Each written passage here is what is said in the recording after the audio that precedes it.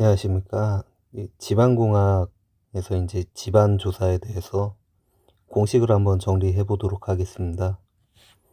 우선 첫 번째로는 이제 압축 가속도 VP를 이제 구하는 방법에 대해서 말씀을 드릴 건데요. 이제 기본적으로 이게 탄성계수 같은 경우가 밀도에다가 VP의 제곱으로 해가지고 VP에 대해서 풀어주면은 정답이 나오게 됩니다. 전단 강성 G 같은 경우도 로브 S 제곱으로 해서 구할 수가 있고요. 다음은 이제 SPT에서 나오는 이제 스플리트 스푼 샘플러라고 있는데, 이 SPT 시험기의 특징은 이 시료가 이제 같이 채취가 되거든요. 이 채취된 시료가 교란이 됐는지 안 됐는지를 확인을 하기 위해 가지고 우리는 이제 면적비를 따지게 됩니다. 면적비 같은 경우는 이 입구 쪽에 있는 이 면적을 DI, 그리고 이제 벽 쪽, 바깥쪽 벽체 쪽에 있는 것을 DO라고 했을 때, 안쪽에 있는 면적과 D에 있는 면적을 B를 구해주고, 그 B가 10%가 넘느냐 안 넘느냐에 따라 가지고 교란시료인지 불교란시료인지 나뉘게 됩니다. 다음은 이제 안반조사에서 TCR, RQD, Q 시스템에 대해서 설명해 드리겠습니다. 우리가 보어링을 하게 되면은 코어가 따라오게 되는데요. 이제 굴착을 했을 때 이론적인 길이를 우리가 여기서 알 수가 있고, 회수된 코어의 길이가 있을 건데, 이게 안편이 너무 잘게 잘려 가지고 길이를 측정하기 애매한 경우는 이제 빼주고요. 그냥 아무런 기준 없이 그냥 회수된 코어의 길이의 합을 전부 다 구해주고 나서 굴착된 암석의 이론적 길이로 나누어주면 TCR이 되는 거고, 여기에 10cm 길이 이상이라는 조건이 붙으면 RQD가 됩니다. RQD 기준으로 해가지고는 기출문제에 출제된 거로는 한 60% 정도 값이 나오고 나서 암질이 보통이다 라고 판정하는 문제들이 나오곤 합니다. 다음 이제 Q 시스템인데요.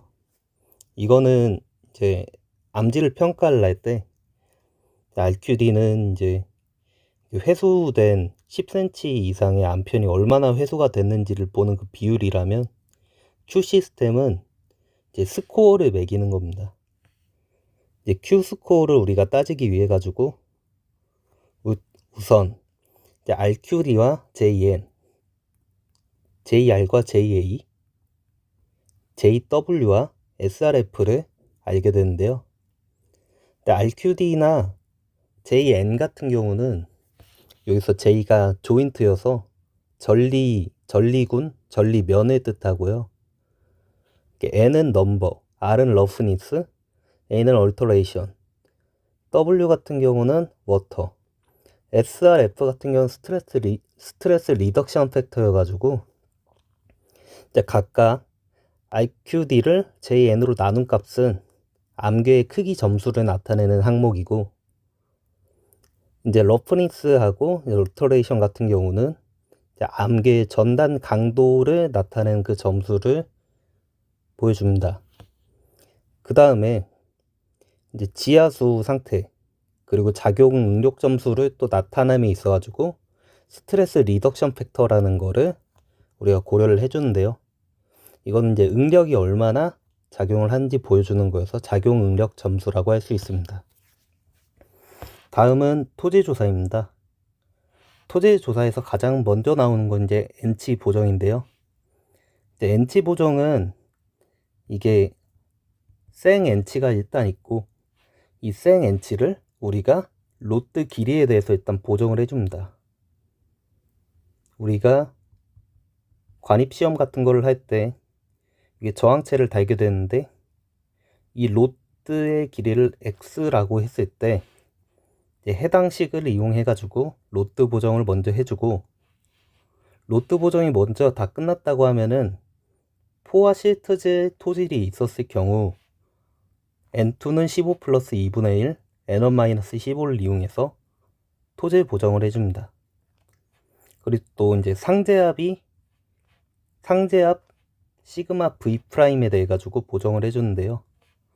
1.4 시그마 V 프라임 플러스 1분의 5를 n체 곱해가지고 보정을 해주게 됩니다. 그리고 일축 압축 강도는 굉장히 쉬운데요. 이거는 그냥 n치를 8로 나눠주면 됩니다. 다음은 이제 평판 제하 시험, 이제 플레이트 베어링 테스트에 대해서 설명을 해드릴 건데요. 우선 허용 지지력을 구하는 방법에 대해서 말씀드리려고 합니다. 사실 유압잭을 이용해 가지고 평판이 얼마나 버티는지를 이제 보는 시험이기 때문에 이게 일정 치마량 이상이 됐을 때 시험에 스탑을 하거든요. 이거로 이제 저희가 장기 허용 지지력이랑 단기 허용 지지력도 구할 수가 있는데요. 일단 항복 강도 QY에 대해서는 안전율 2를 취하기 때문에 일단 QY를 2를 나눈 값을 사용합니다. 극한 강도 같은 경우는 안전율을 3을 취하기 때문에 QU를 3을 나눈 값을 쓰게 됩니다. 둘 중에 작은 값을 QT라고 해주고, 장기 허용 지지력이랑 단기 허용 지지력을 보게 되면 보통 단기 허용 지지력이 조금 더 큰 편입니다. QT만큼 조금 더 커요. 그리고 QT 플러스 3분의 1 QNQ라고 나타내는데, 이때 Q 같은 거는 이제 근입 길이, 그리고 나서 이제 단위 중량을 곱해가지고 구해주면 됩니다. 다음에는 이제 토질에 따라 가지고 스케일 이펙트가 어떻게 되는지 그에 대해서 이제 식을 설명해 드리려고 합니다. 우선 모래지방 같은 경우는 점착력이 없습니다. 그래서 이제 테르자기식 QU는 CNC QNQ 2분의 1 감마 BM 감마를 쓰게 되면은 이제 C가 샌드의 경우는 0으로 날아가 버리니까 QU가 B에 비례한다는 걸 알고 있습니다. 그래서 기초의 극한 강도를 구하게 될 때 플레이트랑 파운데이션의 폭이 이제 비례를 하기 때문에 이런 식으로 나타나게 되고요. 이제 치마량 같은 경우는 이제 조금 비례 관계는 아닌데 BP 플러스 BF분의 2BF의 전체 제곱에 플레이트의 치마량을 곱해주면은 우리가 설계 기초의 치마량도 같이 구할 수 있게 됩니다. 클레이 같은 경우는 이게 폭이 비례를 하지 않습니다. 극한 강도 자체가, 극한 지지력이 전혀 비례를 하지 않기 때문에 그냥 평판이랑 설계 기초랑 동일하다고 보는 게 맞습니다. 그리고 치마량 같은 경우는 이제 폭에 비례하기 때문에 제가 적어둔 해당 식이 나오게 됩니다. 다음 이제 하우제의 이제 법칙인데요. 법칙이라고 해도 될지는 모르겠지만 작용 하중이랑 이게 직경들이 다 나타나 있을 때 이제 에어리어, 페리미터 두 개를 이용해 가지고 작용 하중을 나타낼 수가 있습니다. 여기에 나오는 파라미터 MN을 결정하는 게 MN을 결정하는 게 굉장히 중요한데요. 이게 식이 두 개가 있어 버리면 M이랑 N이 결정이 되기 때문에 플레이트 1과 플레이트 2에 대해서 우리가 이제 미리 실험을 해주고 M과 N이 이제 다 결정이 되고 나면은 설계 기초에서 면적과 윤변 길이를 산정을 한 다음에 주어진 하중에 대해서 얼마나 버틸 수 있는지 그 설계폭을 우리가 구할 수 있게 됩니다. 물론 이미 다 아시겠지만 원 같은 경우는 면적은 이제 4분의 파이 D제곱, 윤변은 그냥 둘레니까 파이 D로 나타나게 됩니다. 다음은 이제 지지력 계수 K 값인데요. 이제 저희가 시험에서 쓰는 게 이제 직경이 30cm, 40cm, 75cm 하는 이런 플레이트를 3개를 쓰는데, 이제 K값은 기본적으로 하중 강도를 치마량으로 나누기 때문에 단위는 이제 킬로미터 뉴턴 세제곱 이런 꼴로 나타나겠죠. 근데 이게 면적이 작으면 작을수록 K값이 좀 더 크게 나타나게 돼 있어요.